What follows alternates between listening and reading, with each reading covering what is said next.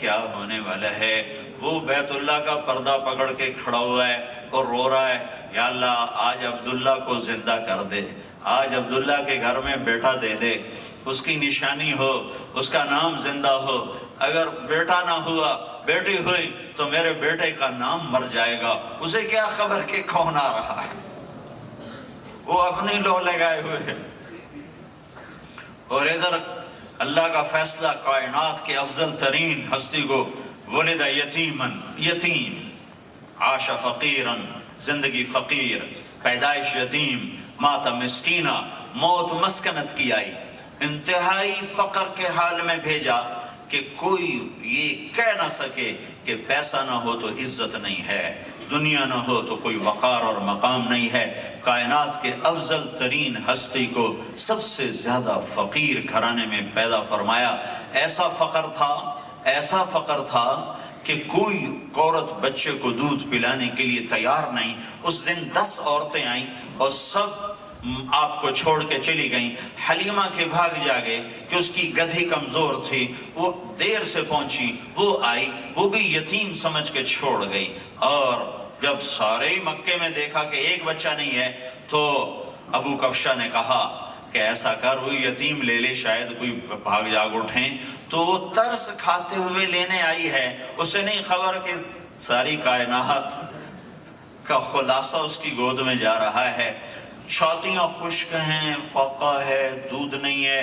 جو ہی بچے کو گود میں لیا دونوں چھاتیاں ابلنے لگیں دودھ کے ساتھ، اور آنے میں یتیم پیدا ہو رہے ہیں۔ نبی خاندان میں سب سے اعلیٰ ہوتا ہے، حسب نسب میں سب سے اعلیٰ ہوتا ہے، سیرت صورت میں سب سے اعلیٰ ہوتا ہے، اور دنیا کے اعتبار سے اکثر نبی فقراء، مساکین۔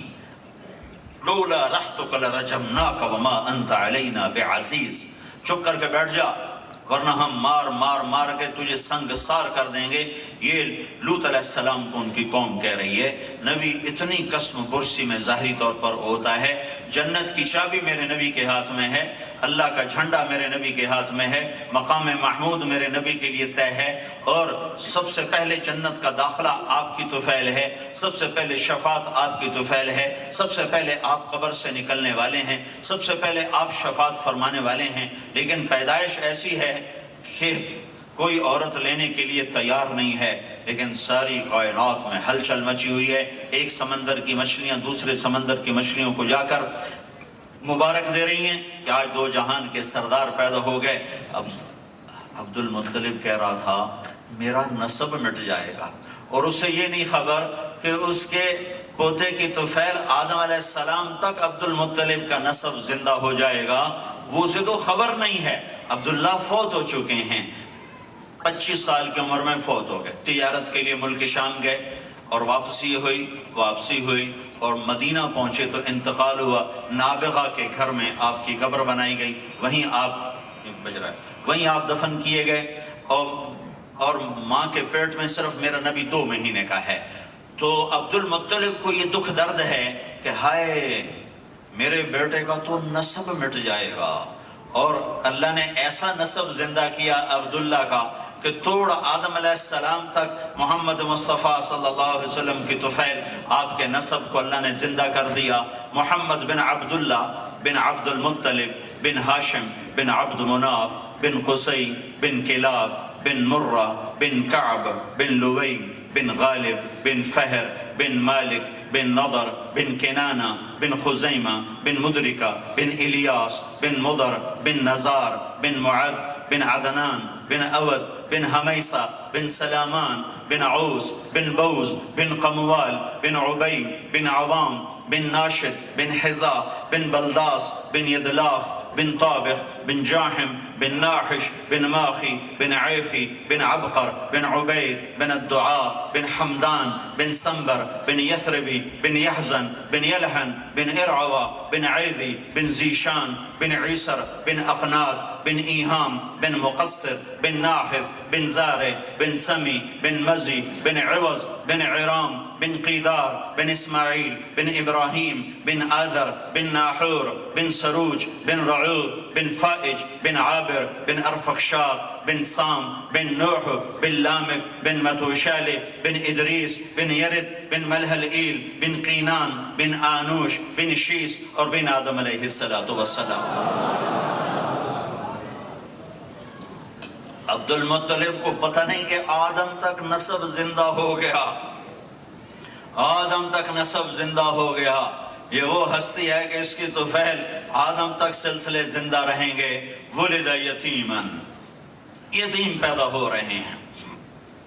6 سال کی عمر، میں قربان جاؤں، ہم تو اپنے محبوب کو کیا کیا لاڑ لڑواتے ہیں، اور میں اللہ پہ قربان جاؤں 6 سال میرے نبی کی عمر ہے۔ تو حضرت آمنہ نے، سیدہ آمنہ نے عرض کی اپنے سسر سے کہ میں نے اپنے خامد کی قبر کی زیارت ہی نہیں کی، میں وہاں جانا چاہتی ہوں، قبر پہ حاضری دینا چاہتی ہوں۔ تو عبد المطلب نے اجازت دے دی۔ 3 افراد کا قافلہ ام ایمن آپ کے والد کی خادمہ باندھی، اور والدہ ماجدہ اور حضرت محمد صلی اللہ علیہ وسلم مدینہ پہنچے۔ جب پہلی قبر پہ حاضری ہوئی ہوگی تو کیا بات ہوئی ماں بیٹے میں، وہ مجھے کسی کتاب میں ملی نہیں، لیکن خیال ضرور آتا ہے کہ وہاں اللہ کے نبی نے کیا پوچھا ہوگا اپنی ماں سے، اور ماں نے کیا کہا ہوگا، اور ماں بیٹے کے وہاں کیا جذبات ہوں گے۔ بطور بیوی کے پہلی دفعہ خامد کی قبر دیکھیے تو کیا جذبہ ہوگا، بہت کچھ ہوگا، کہیں ملا نہیں، کسی سیرت میں ملا نہیں۔ خیال آتا ہے کہ معصوم 6 برس کے بچے نے اپنی اماں سے کیا کہا ہوگا، یہ میرے ابا کی خبر ہے، میرے ابا کہاں ہیں۔ 1 مہینہ وہاں رہے، وہاں اپنے تیرنا سیکھا وادی عقیق میں۔ مہینے کے بعد واپسی ہو رہی ہے، اور ابوا کے مقام پر، جب یہ مدینے سے قافلے چلتے تھے تو پہلا مقام آتا تھا ملل، پھر روحا، پھر افایا، پھر عرج، پھر ابوا، پھر عصفان، پھر مرہ ظہران، اور پھر مکہ۔ یہ راستہ تھا 7 راتوں کا۔ تو یہ چھوٹا سا قافلہ جب 5ویں رات ابوا کے قریب پہنچا ہے تو اچانک حضرت آمنہ پر موت کا عوار ہوا۔ بیمار کوئی نہیں، 25 سال کی عمر، صرف 25 سال کی عمر، ایک ہی بچہ ہے، اور محمد مصطفیٰ صلی اللہ علیہ وسلم کے لیے ماں بھی ماں ہے، باپ بھی ماں ہے، بہن بھی ماں ہے، بھائی بھی ماں ہے، کوئی اور ہے جو نہیں۔ تو ساری توجہات کا مرکز اور محور صرف ماں ہے۔ اس کو تو اللہ باقی رکھتا، بڑھاپا تھا، اپنی ماں کی خدمت کرتے، پھر ماں خود سرے باندھتی، بارات لے جاتی، شادی کر کے آتی، ڈولی اتارتی، پھر بچے ہوتے، پھر جیسے ایک عام دستور ہے اللہ کے دربار میں پیش ہو جاتی۔ اور میں قربان جاؤں 6 سال کے بچے کی عمر کیا ہوتی، اور 6 سال میں بچے کی ہمت کیا ہوتی۔